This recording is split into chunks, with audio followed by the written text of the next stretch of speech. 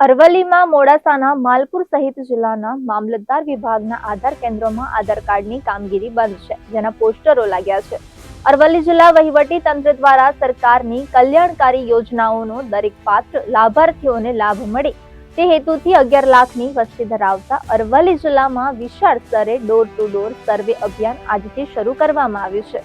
આ અભિયાન અંતર્ગત આધાર કાર્ડ અપડેશન, ઈ-કેવાયસી, બેંક ખાતા આધાર સાથે લિંક કરવા અને પીએમ કિસાન, એમજી નરેગા, માતૃવંદના, આઈસીડીએસ જેવી યોજનાઓના લાભપાત્ર કુટુંબોને આપવા માટે ગ્રામ્ય સ્તરે સર્વે હાથ ધરવાના અભિયાનનો જિલ્લા વહીવટી તંત્ર દ્વારા પ્રારંભ કરવામાં આવ્યો છે.